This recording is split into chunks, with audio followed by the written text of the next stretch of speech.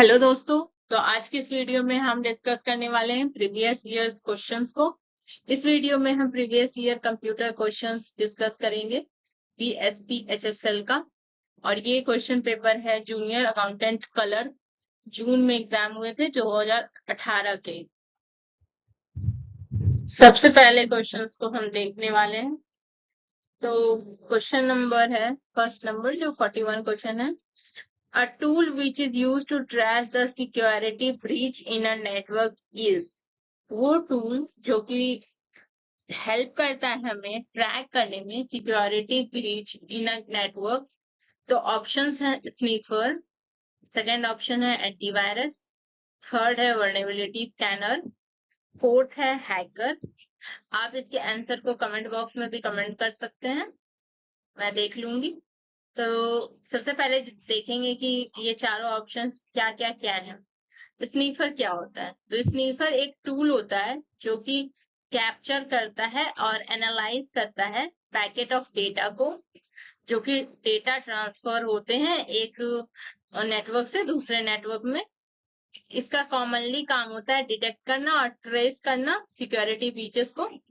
फिर एंटीवायरस, आपको पता है कि एंटीवायरस क्या है? सॉफ्टवेयर होता है जो कि डिटेक्ट करता है, रिमूव करता है मलिशियस सॉफ्टवेयर को। फिर वर्नेबिलिटी स्कैनर का काम होता है आइडेंटिफाई करना सिक्योरिटी के वीकनेस को, जो कि नेटवर्क और सिस्टम में होगा। और ये क्या करता है? ब्रीचेस को ट्रेस नहीं करता है। और हैकर कौन होता है? तो हैकर एक पर्सन होता है जो कि अनऑथराइज्ड एक्सेस करके हमारे कंप्यूटर को हैक करता है या हमारे सिस्टम को हैक करता है। तो इसका राइट आंसर होगा ए, स्नीफर, क्योंकि स्नीफर का ही काम होता है डिटेक्ट करना सिक्योरिटी ब्रीचेस को इन अ कंप्यूटर नेटवर्क। अब हम लोग देख रहे हैं सेकेंड नंबर। तो इसमें है कि name the network topology in which every node on the network is connected to all other node of the network. तो पूछ रहा है कि उस नेटवर्क टोपोलॉजी का बताइए कौन सा होगा जो कि हर एक नोड नेटवर्क में एक दूसरे से कनेक्टेड होगा नेटवर्क के ऊपर।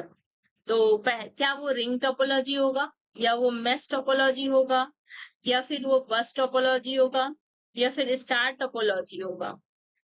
आप कमेंट बॉक्स में आंसर को कमेंट कर सकते हैं। तो सबसे पहले हम लोग जानेंगे कि रिंग टोपोलॉजी क्या होता है। रिंग टोपोलॉजी में क्या होता है? एक नोड दूसरे नोड से कनेक्टेड होता है। सारे नोड एक दूसरे से कनेक्टेड होते हैं सर्कुलर पाथ बना के। इस तरह से सर्कुलर पाथ बना के एक नोड दूसरे नोड से कनेक्टेड होते हैं। मान लीजिए यहाँ पे एक नोड होगा, एक नोड यहाँ पे होगा, तो ये क्या होगा? एक सर्कल बना के इस तरह से कनेक्टेड होंगे। मेश टोपोलॉजी में क्या होगा? हर एक नोड दूसरे नोड से कनेक्टेड होगा और मल्टीपल पाथ प्रोवाइड करेगा डेटा को ट्रेवल करने के लिए। बस टोपोलॉजी में क्या होता है? एक सिंगल सा केबल होता है और सारे नोड कनेक्टेड होते हैं लीनियर में।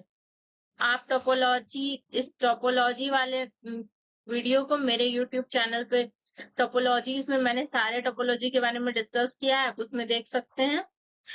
तो उसके बाद स्टार टोपोलॉजी में क्या होता है? एक सेंट्रल हब होता है और उससे सारे नोड्स कनेक्टेड होते हैं। ठीक है, तो इसका आंसर क्या होगा? इसका आंसर होगा मेश टोपोलॉजी।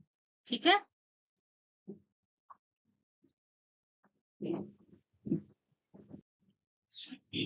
तो थर्ड क्वेश्चन देखते हैं। Which among the following is the invalid type of optical disc among the following? इन सब में से invalid type of optical disc कौन सा है? तो सबसे पहला ऑप्शन है CDR, सेकेंड है CDRW, थर्ड है CD-ROM, फिर है फोर्थ नंबर में CDRR। तो सबसे पहले देखते हैं कि ये सब क्या क्या है। CDR का मतलब है कॉम्पैक्ट डिस्क रिकॉर्डेबल। इसमें क्या होता है? ये एक ऑप्टिकल डिस्क है जिसमें कि आप रिटर्न कर सकते हैं एक बार, लेकिन रीड कर सकते हैं बहुत बार, मैनी टाइम रीड कर सकते हैं। फिर देखते हैं CDRW क्या होता है। तो कॉम्पैक्ट डिस्क रीडेबल, ये एक ऑप्टिकल डिस्क है जिसमें क्या करते हैं हम लोग? रिटर्न कर सकते हैं और इरेज कर सकते हैं मल्टीपल टाइम। मल्टीपल टाइम आप राइट भी कर सकते हैं और मल्टीपल टाइम आप इरेज भी कर सकते हैं। फिर थर्ड में देखेंगे CD-ROM। CD-ROM क्या होता है? Compact disc read only memory. ये एक ऑप्टिकल डिस्क है जिसमें हम लोग सिर्फ पढ़ सकते हैं, राइट नहीं कर सकते। फिर फोर्थ में देखेंगे CDRR क्या होता है। ये क्या है, एक valid type of optical disc नहीं है। और इसमें हमारे क्वेश्चन में क्या पूछा था, इनवैलिड कौन सा है, तो ये होगा CDRR। फिर फोर्थ में आप देखेंगे कि क्वेश्चन कह रहा है कि formal standard and policies comprised of rules, procedures, and format that define communication between two or more devices over a network. मतलब अगर नेटवर्क में हमें कम्युनिकेशन करना है या उसका प्रोसीड्योर क्या है, क्या रूल फॉलो करते हैं, क्या पॉलिसीज है, तो इसे सबसे पहले ऑप्शन में देखेंगे आप। पहला ऑप्शन है फेडरेशन, सेकेंड ऑप्शन है प्रोटोकॉल, थर्ड है कम्युनिकेशन मीडियम, फोर्थ है फॉर्मेट। तो सबसे पहले देखेंगे फेडरेशन क्या होता है। फेडरेशन क्या होता है, एक ग्रुप है, group of independent entities that collaborate to share resources. अलग अलग ग्रुप है, इंडिपेंडेंट एंटिटीज हैं जो कि मिलके रिसोर्स को शेयर करते हैं। फिर देखेंगे सेकेंड नंबर में क्या है, प्रोटोकॉल। प्रोटोकॉल एक सेट ऑफ रूल्स है, स्टैंडर्ड है, जो कि यूज करते हैं हम लोग कम्युनिकेट करने के लिए बिटवीन नेटवर्क डिवाइसेस। तो वैसे तो इसका आंसर प्रोटोकॉल होगा, लेकिन फिर देख लेते हैं हम लोग कम्युनिकेशन मीडियम क्या होता है। तो कम्युनिकेशन मीडियम क्या है, फिजिकल या लॉजिकल चैनल जिसके थ्रू हम डेटा को ट्रांसफर करते हैं। फिर फॉर्मेट क्या होता है, तो फॉर्मेट अगर बोला जाए तो रेफर करेंगे जैसे कि स्ट्रक्चर हो गया या लेआउट हो गया डेटा का, but are not the over reaching rule of communication, पर ये कोई रूल्स नहीं है कम्युनिकेशन का। अब देख रहे हैं हम लोग fifth number. In Excel, when we want the reference to a cell to remain unchanged while copying of a formula, then use. जब हम कॉपी करें फॉर्मूला को तो उसका जो सेल हो वो अनचेंज हो, चेंज नहीं हो, तो उसके लिए हम क्या यूज करते हैं। तो सबसे पहले ऑप्शन देखते हैं। ए नंबर में है एब्सोल्यूट सेल कॉपिंग, बी है रिलेटिव सेल कॉपिंग, थर्ड है absolute cell referencing, fourth number है रिलेटिव सेल रेफरेंसिंग। तो सबसे पहले जानेंगे कि एब्सोल्यूट सेल कॉपिंग क्या होता है। ये कोई टर्म नहीं है जो एक्सेल में यूज होता है, ठीक है। तो उसके बाद सेकंड नंबर में देखेंगे रिलेटिव सेल कॉपिंग क्या होता है। तो इसमें है कि अगर आप कॉपी कर रहे हैं कोई भी फॉर्मूला को तो इसमें सेल रेफरेंसेस चेंज होंगे। एब्सोल्यूट सेल रेफरेंसिंग में क्या होगा कि इसमें जो सेल रेफरेंस रहेगा वो चेंज नहीं होगा, वो कांस्टेंट होगा। इसमें हम डॉलर सिंबल का यूज करेंगे। और फिर रिलेटिव सेल रेफरेंसिंग में होगा कि this changes when reference when copied, जब हम इसमें कॉपी करेंगे तो ये चेंजेस होगा। तो ये है जिसमें कि अगर हम फॉर्मूला कॉपी करेंगे तो चेंजेस नहीं होंगे सेल में। In MICR, C is known as. MICR में C किस लिए यूज किया गया है, तो C को यूज किया गया है कैरेक्टर के लिए, ठीक है। क्योंकि MICR का फुल फॉर्म होता है मैग्नेटिक इंक कैरेक्टर रिकॉर्गनाइजेशन, ठीक है।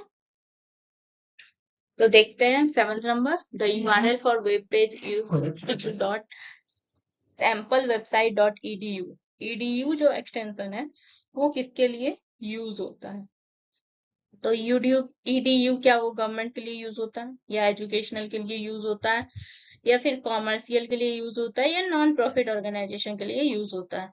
तो edu जो डोमेन है वो एजुकेशनल के लिए यूज होता है, क्योंकि गवर्नमेंट में हम .gov का यूज करते हैं डोमेन का, और कॉमर्शियल में .com होता है, और नॉन प्रॉफिट ऑर्गेनाइजेशन में .org होता है। 8 नंबर क्वेश्चन देखेंगे, what is the algorithm behind digital signature.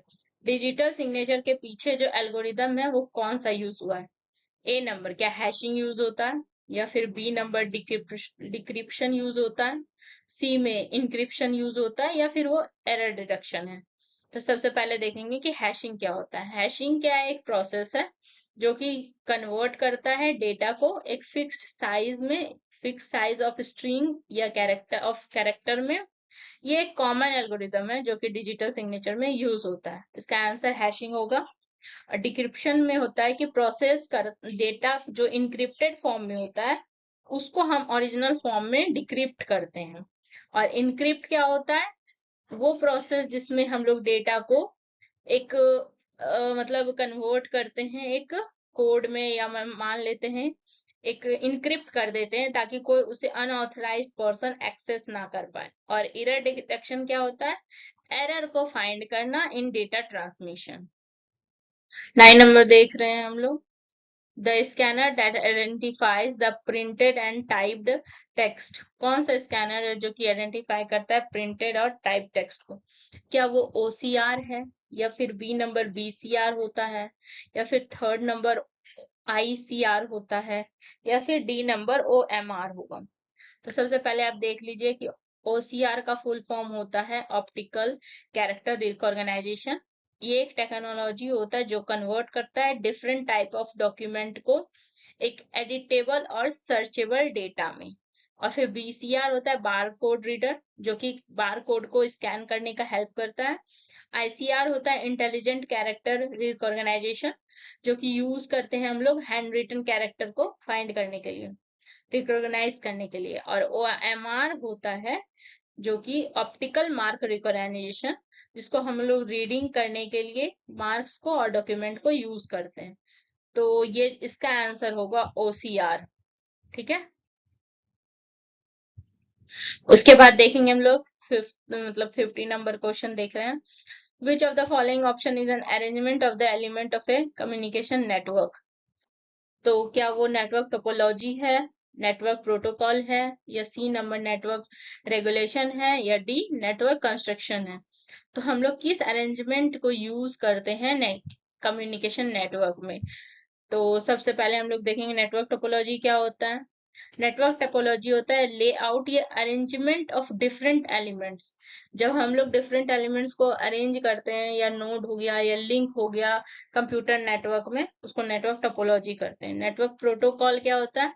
ये एक रूल होता है कि बताता है कि कैसे डेटा ट्रांसमिट होगा एक नेटवर्क से दूसरे नेटवर्क में।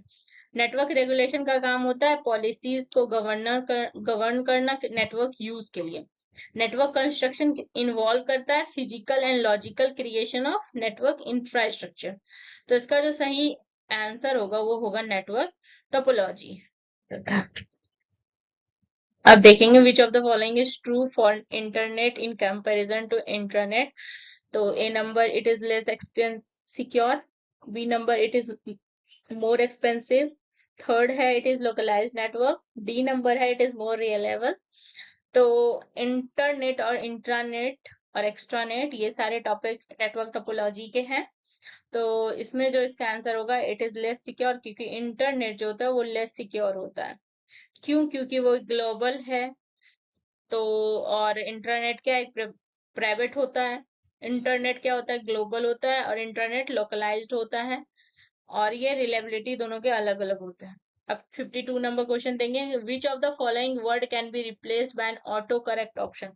इस सब में से कौन से वर्ड होंगे जो कि ऑटो करेक्ट ऑप्शन जो वर्ड में आते हैं उससे रिप्लेस कर सकते हैं? A number grammatically incorrect, B misspelled, C short and repetitive, third lower case. तो सबसे पहले नंबर देखें grammatically incorrect. Autocorrect is not typically used for grammatical error. Autocorrect grammatical error के लिए यूज नहीं होता है। मिस स्पेल्ड में ऑटो करेक्ट इसके लिए ही यूज होता है। ठीक है, और शॉर्ट और रिपीटेटिव का मतलब है ऑटो टेक्स्ट और shortcut are used for this purpose. Auto text और शॉर्टकट यूज करते हैं हम लोग शॉर्ट रिपीटेटिव के लिए।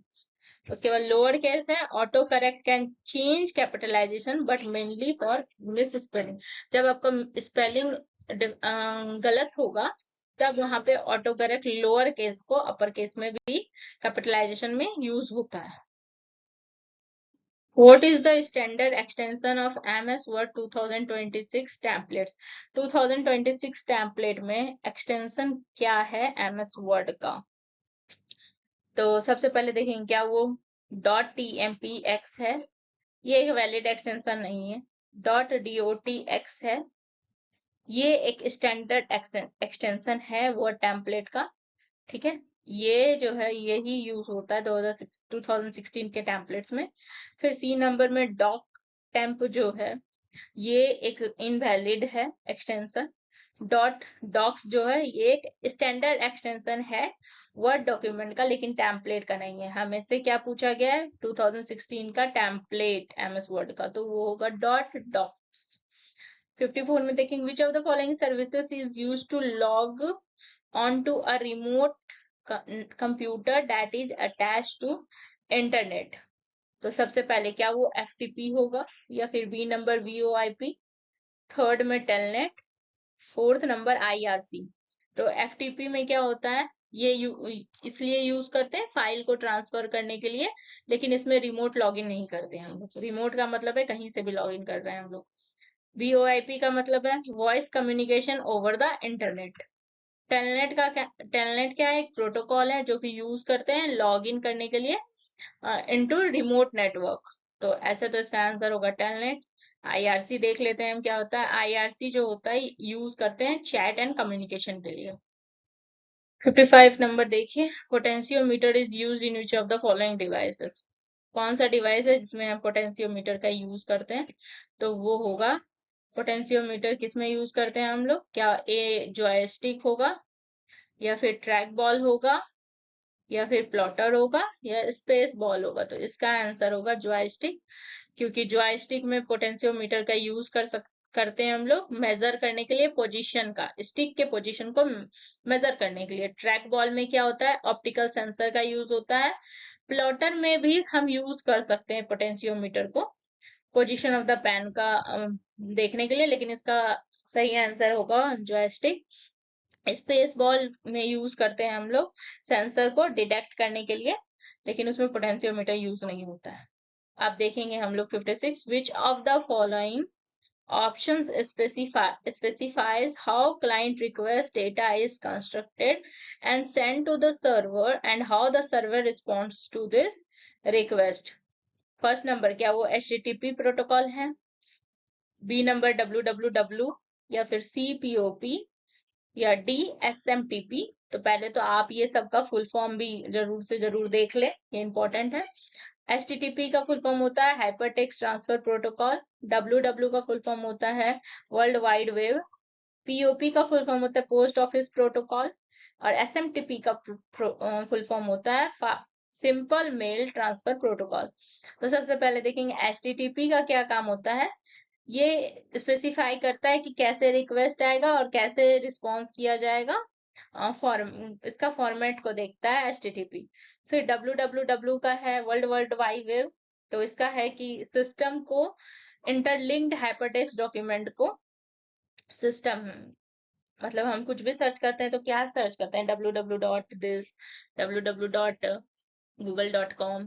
POP का काम होता है पोस्ट ऑफिस प्रोटोकॉल, इसमें हम लोग मेल को रिट्रीव करने के लिए यूज करते हैं। SMTP होता है ईमेल्स को सेंड करने के लिए, तो इसका सही आंसर होगा HTTP। How do you select an entire paragraph using a mouse in MS Word 2016? 2016 में आपको अगर मान लीजिए आप यूज कर रहे हैं तो आपको पूरे इंटायर पैराग्राफ को सेलेक्ट करना है माउस के हेल्प से। तो आप क्या करेंगे, क्या आप ट्रिपल क्लिक करेंगे पैराग्राफ में कहीं भी, या फिर आप डबल क्लिक करेंगे फर्स्ट वर्ड, पैराग्राफ का जो फर्स्ट वर्ड होता है उस पर, या फिर आप कंट्रोल की का यूज करेंगे और फर्स्ट वर्ड पे क्लिक करेंगे, या फिर डबल क्लिक करेंगे last word of the paragraph. तो इसका जो ऑप्शन होगा triple click anywhere on the paragraph पे अगर आप सिलेक्ट करते हैं तो आप इंटायर पैराग्राफ को सिलेक्ट कर पाएंगे।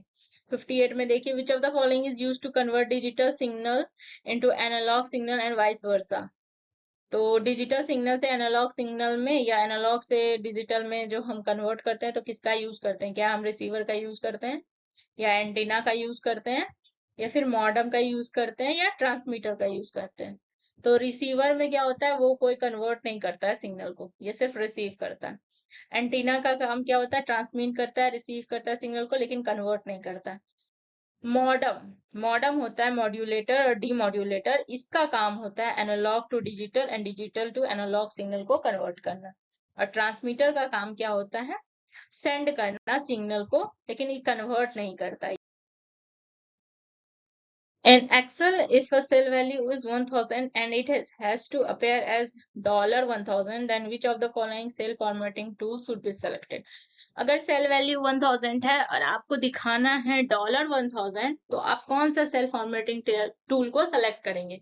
क्या आप डेट को सेलेक्ट करेंगे, या डेसिमल को सेलेक्ट करेंगे, या करेंसी को सेलेक्ट करेंगे, या फिर साइंटिफिक को सेलेक्ट करेंगे? तो इसका सही ऑप्शन होगा करेंसी, क्योंकि डेट के लिए हम डेट को सेलेक्ट करेंगे, डेसिमल नंबर में रिप्रेजेंट करने के लिए डेसिमल को सेलेक्ट करेंगे, और करेंसी क्या करता है, मॉनेटरी वैल्यूज को डिस्प्ले करता है नंबर को, तो इसलिए हम करेंसी को यूज करेंगे, और फिर साइंटिफिक के लिए साइंटिफिक यूज करेंगे। Last question, which of the following authentication system is a hardware authentication tool? क्या यूजर नेम पासवर्ड होगा, या बायोमेट्रिक मशीन होगा, या फिर पर्सनल आइडेंटिफिकेशन नंबर होगा, या फिर वो वन टाइम पासवर्ड होगा? तो इसका सही ऑप्शन होगा बायोमेट्रिक मशीन। ठीक है, बायोमेट्रिक मशीन होगा, क्योंकि बायोमेट्रिक मशीन एक हार्डवेयर टूल होता है जिसको यूज करते हैं हम लोग ऑथेंटिकेशन के लिए, और यूजर नेम पासवर्ड होता है software based authentication method. Guys, अगर आपको और प्रीवियस ईयर क्वेश्चन पेपर्स देखने हैं, फुल क्वेश्चन पेपर डिस्कस करवाना है, तो कमेंट बॉक्स में जरूर comment. Thank you channel and follow my channel for more videos like this, and comment me if any mistake is there and if you have any doubt.